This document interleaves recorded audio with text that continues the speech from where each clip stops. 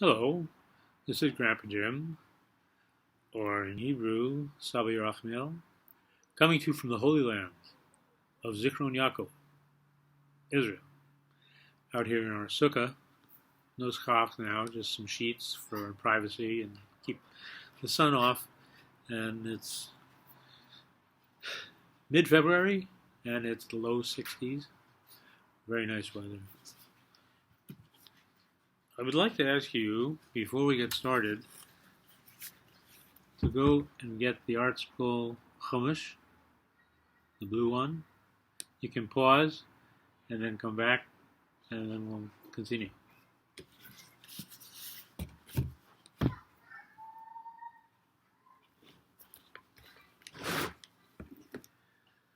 Okay, we are in Parsha Terumah. Parsha Terumah, the four Parshiot, and then part of the fifth one are beautiful Parshiot. They all have to do with the building of the Mishkan. Hashem told Moshe to tell the children of Israel, build me a Mishkan, and I will live. You would think in it. No, I will dwell among them. It was a means for drawing Hashem close to us, through which he could enter in a holy place. And there are a number of parshiot that you could call good arts and crafts parshiot. One would be gracious, where you have, night and day, and sun and moon, and rain and water and plants and fish and all the things that were made. And then the Nachash, the snake in Gan Eden. Another one, if you're talking about drawing pictures of animals, of course, would be Parshas Noach, with everybody standing at the front of the ship with Noach, which is nothing like what it looks like, and plus he didn't stand around talking to the animals. So, this is arts and crafts, Terumah, Parshas Terumah, and the following Parshas. Arts and crafts, making stuff. Now, you see on page 461 of the Art Scroll Chumash,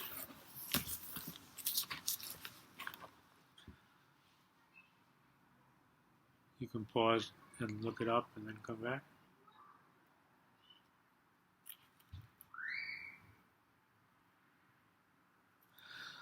This is the Mizbeach HaNechoshet, the copper Mizbeach. It was a big thing. Well, according to some, it wasn't so big, but according to Rashi, it was 10 amos tall. Now, what's an amma? So, it's related to the arm, but there are some measurements who say it's 18 inches. Some say it's 24 inches. So if you went in the middle, it'd be 21 inches. But, as much as 2 feet. And if this Mizbeach was 10 almost tall, and an Amma was 2 feet, then that's 20 feet tall. I'm 6 feet tall. 3 of me, plus another 2 feet. Not feet.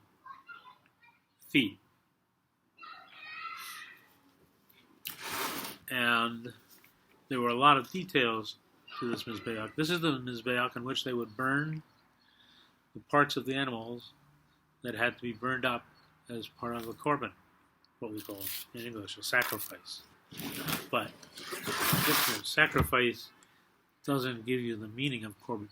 Korban comes from the root of the word to draw close. That the Jewish people can draw close to Hashem through the offerings that they make in the first in the Mishkan, then in the Beit HaMikdash, in the Holy Temple. And then if you look on the next page, page 463, you see a diagram of the whole Mizbeach with the tent all the way around. And Here's the Mizbeach in the middle, and there was a great big ramp right there. That ramp was 30 amos long and 5 amos wide. So, these are things you can make. You go to the craft store, or I don't know where, and buy foam board, and it glues together quite easily. One thing that I do sometimes when I'm gluing things and I want them to hold in place until they're dry is I put in nails that have a good sized head so they don't hurt your finger. And you can just push them right through and they go in. And then when you're done, you can leave them in or you can take them out before you paint it. Paint? Oh yeah. The Mizbeach was made out of, the ramp was made out of wood. So, got some spray paint and painted this brown. Maybe I'll draw some lines on here to make it look like wood planks. And the Mizbeach. 10 almost high. Now, I didn't make this 10, this is not 20 feet high. My head is not 20 feet high. The 10 amos I've reduced in scale. So instead of an amma being the arm, I used the amma being an inch. So you get the foam board and you measure things out if it's 30 amos, so you make it 30 inches. If you want to make it smaller, you could use centimeters. There are 2.2 centimeters in each inch. So if this were centimeters instead of inches, so 10 centimeters would be up about here, up there. Problem is, if you get too small, then you have trouble with,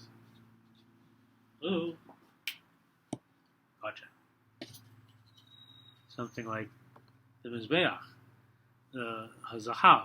This is where the incense was burned. And it's 1 inch this way, or 1 amma this way, 1 amma this way, so I used inches, and 2 ammas high. If you use centimeters, so it would be 2 centimeters is about here by 1 centimeter, very, very tiny. So this, being the Mizbeach HaZahav, the gold altar, I painted gold. Can of spray paint, get at the hardware store. And this being the Mizbeach HaNechoshet, the copper altar, I got a can of spray paint that's shiny like metal and copper. Now I found it's much easier to work with foam board than it is with wood. Because for wood you need electric saws and it's dangerous and you can get splinters.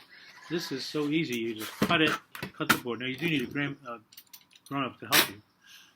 Because use one of these knives. And if you slip, chas v'shalom, you could end up with, I don't know if you can see that on there, getting sewn back up by the doctor. You lose some blood, and it's kind of scary and painful. So have a grown-up help you for doing that. But you can glue it together yourself. The worst will happen is you'll get stuck to the ramp and spend the rest of your life on the ramp. And oh, by the way, if you're doing something, okay, to make the ramp, you've got a side and a side and a top, but that's not going to hold it together. So you put some things on the bottom to hold it together. Glue them. It should be the same width as the ramp inside. Like when you cut your ramp, instead of 30, you could make it 40 inches, and then you have 5 inches, same width here and here, glued to sides, and now this is pretty steady. I'll bet that a mouse could stand on that and it wouldn't break. Another thing, when you're painting, I noticed that the paint seems to eat away the foam. Some chemical reaction going on in there.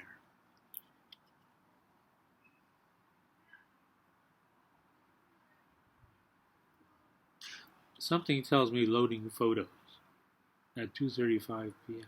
Oh.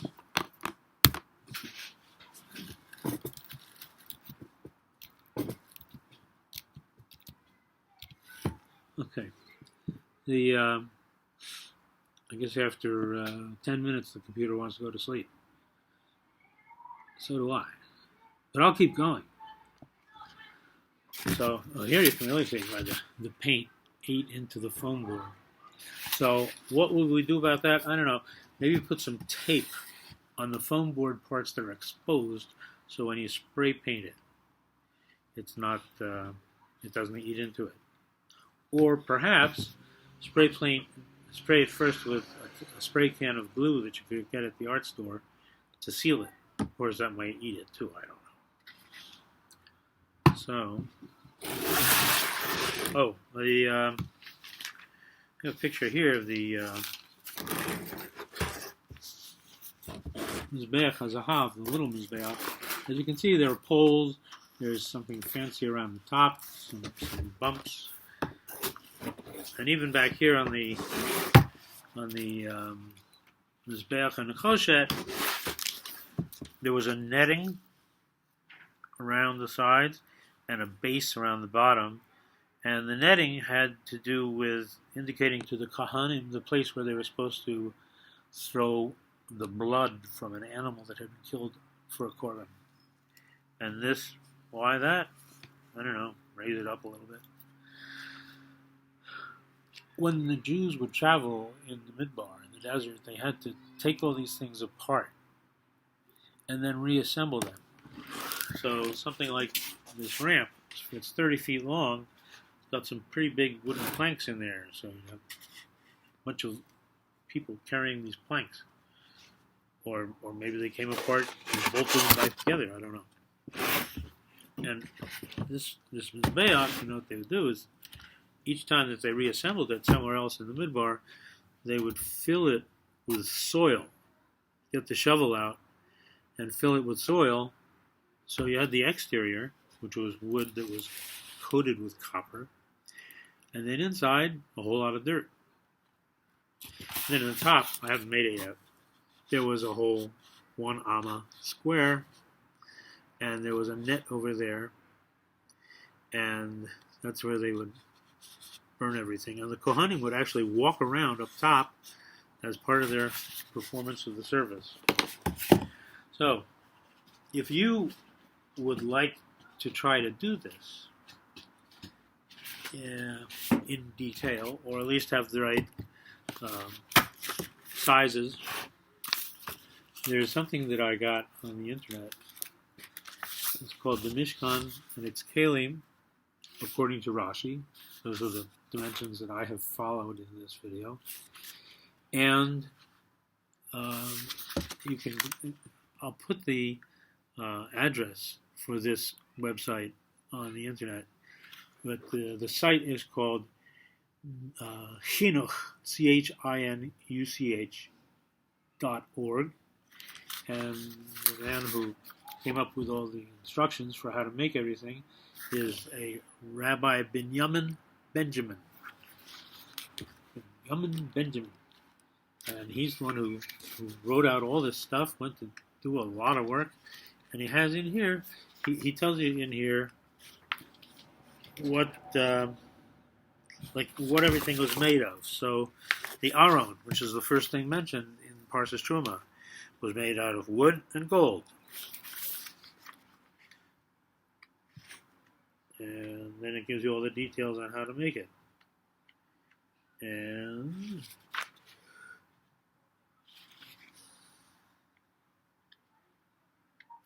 right, the menorah. There are different ideas on how the menorah was made out of gold. It was supposed to be beaten out of one big solid piece of gold. Imagine that. Pretty good. But Salel knew what he was doing.